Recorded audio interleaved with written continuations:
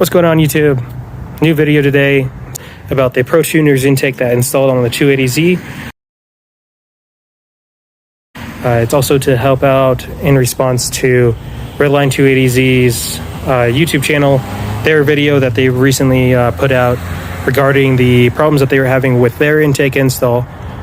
I know that they figured some things out, but I'll address those still for any of you that need help figuring out what you need to do for the intake.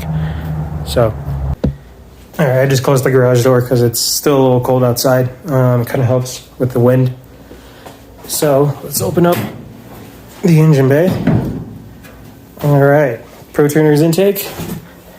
I got the red one. I addressed it a couple videos ago when I was kind of doing an update after probably a year of being off of YouTube. So I love the red. Pretty awesome. They have a bunch of colors now, which is pretty sweet. Most people like the black, which is super clean.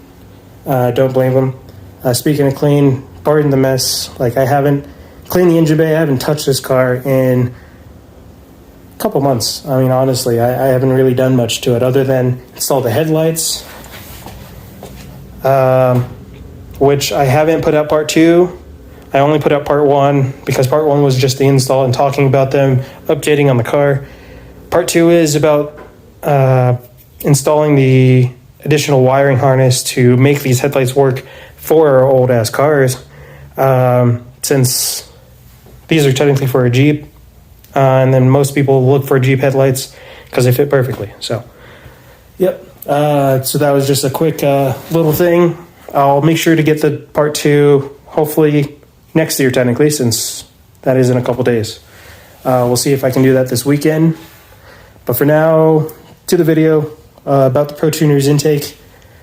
All right, so first thing I want to address that I went through, one of the first things that happened with me was I didn't have the correct bolts to install the intake. So the previous owner who owned my car, they had the stock intake, and then they used whatever bolts they had to mount it. And when I went through this process of trying to install it, I realized, hey, my bolts, they're either too long or too short. I don't remember what it was. I think it was probably both. So make sure you have the correct bolts. Moving on, first thing was Redline 280Z. I remember you guys actually had the problem of clearance from the fuel rail to the thermostat housing. I actually have plenty of clearance. And I think that's because of the injectors that I'm running, because I'm running stock injectors. I even have them turned upside down so that they plug underneath. But I definitely have a lot more clearance. And I think it has to do with just the length of the injectors. So this is from this side. So I think it just has to do with that. I mean, I was looking, like, it looks like you guys don't have too much of a problem. You guys are just going to deal with it. So just to let you know, that's probably what it is. I know that these brackets, because it mounts the intake to the head, that it uses those same bolts. So those brackets, maybe you guys need different modified brackets to where it pushes it away from it, so you get a little bit of clearance, but that's just my suggestion. I'm not sure exactly what else you can really do about it. So while we're on the subject of the fuel rail, I just want to let anybody else know that if you have this question, fuel pressure regulator, you can mount that anywhere. I chose the outlet side of my fuel rail just because that was the suggested side. A lot of people mount it to the firewall. Some people mount it to the passenger side strut area, I guess, whatever. Or just, you know, anywhere on that side. The next thing I kind of wanted to talk about with is the fittings for the things that need to be connected to the intake.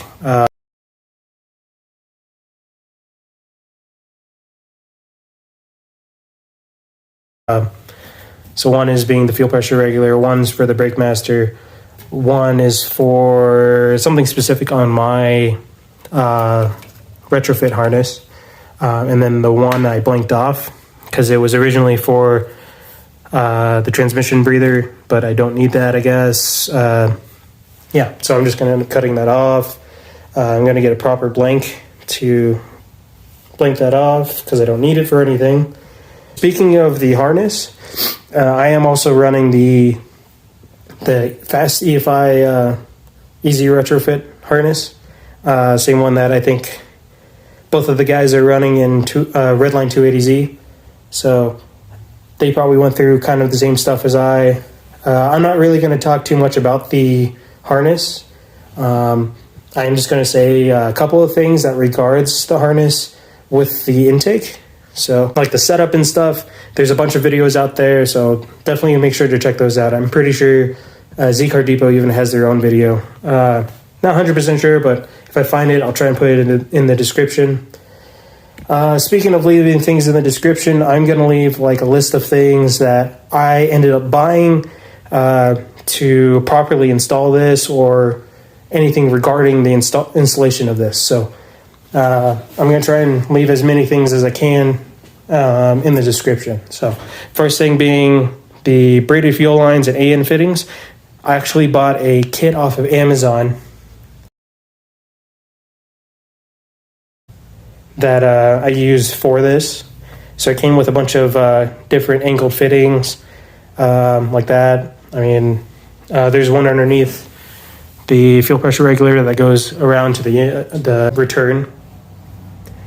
I am going to change this because I don't like how it just goes through the front. I did it just so I can get the car running. I still have extra stuff, so I'm just going to 180 it underneath and go back around and follow the return. I think it'll be a little bit cleaner. I know it's going to be a lot longer, but yeah, speaking of that, make sure you get appropriate AN fitting wrenches. Specifically aluminum wrenches, because they won't actually scratch your fittings that you put on. If you use a normal wrench on them, you're going to scratch them up. Speaking of which, of things that you need, obviously make sure to get a fuel pressure regulator. Try not to cheap out. Try to, not spend too much, but don't cheap out completely. Aeromotive is a good brand, so definitely go for that. I know there's a bunch of fuel regulators that actually come with the gauge. Strongly recommend the gauge. I just had mine from Jegs because it came off of my Paulnet fuel rail. So speaking of which, converting from a Paulnet fuel rail to this was kind of different. My injectors, I had to cut down the hoses to fit for the Paulnet fuel rail in the stock intake. And when I switched over to this, the injectors ended up being too short, and I couldn't actually mount the fuel rail properly with the brackets. So I ended up getting new injectors, even though I know I probably could have just replaced the hoses, but I figured, whatever, I'm just going to get new injectors because of my bad fuel tank from however long ago. Next thing I wanted to talk about was the throttle cable conversion. So for this, if you're going from a stock intake to the Protunerz intake, you need to figure out a throttle cable conversion. So I combined technically two things. So I bought I think it was a V8 conversion from Motorsport Auto or whatever.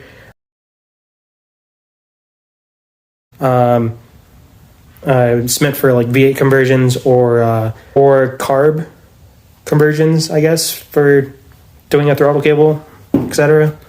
So I used parts from that, but then I also used a 240SX throttle cable from that. Because how the cable actually works, it has this little bar that actually slips right in there. So, I mean, I would take it out, but I really don't want to. But it locks right into place. Now, the reason why I strongly suggest it, is because the throttle body that you're going to get from Protunerz, is from a 240SX. So, on the same subject, so, and then I have this bracket on the firewall, the LOKAR, whatever, the LOKAR throttle cable bracket. This is technically for the V8 conversion as well, I believe. I got this from Skillard.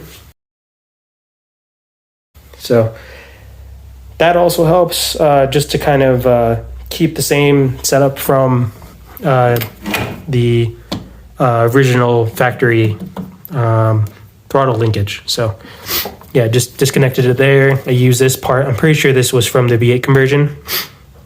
And it linked right to the top. I think that definitely helps. Make sure when you're doing this, if your boot's ripped, just get a new boot.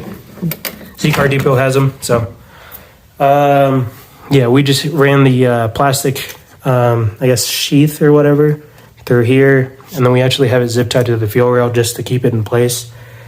Shouldn't have too many problems with that because that is bolted into the intake and the head. So it should be fine. And it moves and pulls just fine. All right. Next on with the throttle, because this is a big portion of it. Throttle position sensor from a 240SX. And then I believe I had to cut the wires and splice it into the EFI retrofit, the Fast EFI retrofit harness. That's what I had to do specifically. If you're running a different harness, you might not have to do that. This is a spacer for the, what is it, the air. I had a friend that actually helped me figure this out because he was running the same intake and the same EFI harness. So his uncle, I believe, actually made this. Cruz, thank you again. This was pretty awesome that he helped me out. Charged me like $30. Pretty much you have to have a custom made spacer if you actually want to have this fitting go in, if you have this actual harness with this intake. I'm pretty sure you can probably even find spacers for this exact purpose that will probably work for the 240SX throttle body. My throttle body is actually the 90mm throttle body. I think Protunerz, I don't think they actually sell that anymore. I think they only do the 75. Because I remember looking at their website, I couldn't find the 90 anymore. So more than likely, you're going to have the 75. You don't have to worry about this big piping. Your piping is probably going to be a little bit more flexible. Speaking of which, that's the next thing I'm probably going to talk about real quick. So if you're trying to figure out what intake, like cone filter and the piping and your silicone, whatever, all that, the best option, because of the angle of the throttle body, I did a 45 silicone, 45 pipe going through, but you have to get the angles just right to where it doesn't kind of flex too much. And you want to make sure that this is as flat as possible when it comes out of the hole here. So because when I first put it on, this came up too high and it kept bumping into the hood, and the hood would not close. So make sure you adjust that properly. Keep testing your hood when you get to this portion. So 45, a 90 silicone pipe, and then straight for the cone filter. And then of course you can keep it shorter. If you have a shorter cone, you can totally just come off the 45 pipe.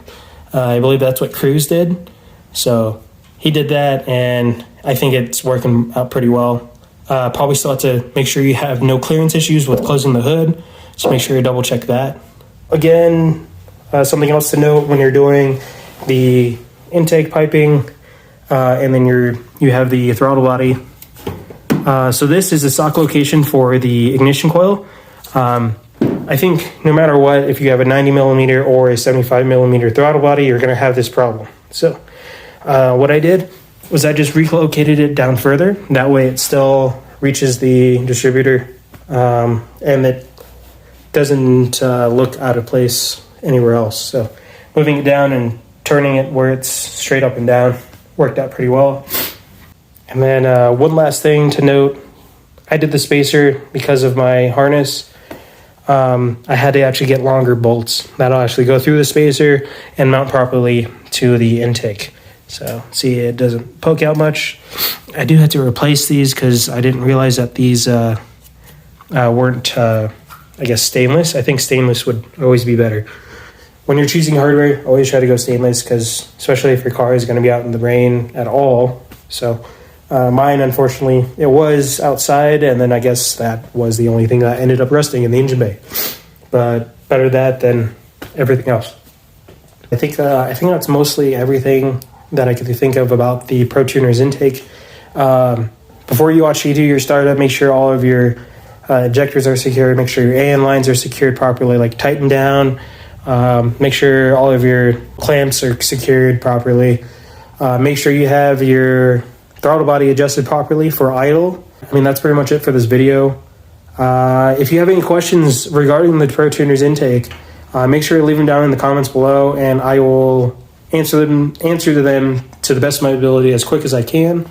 I hope that I actually addressed everything in this video. Make sure to subscribe to see this car being, finished. I mean, it has a long way to go, but it's not going anywhere. So this car is something special to me. So it's nice that I have a garage now where it can actually just sit. So I really hope that this helped you guys over at Redline 280Z, and I hope that this video also helps anybody else that has these same questions or same problems and concerns. Thank you guys for watching. Have a happy new year. Peace.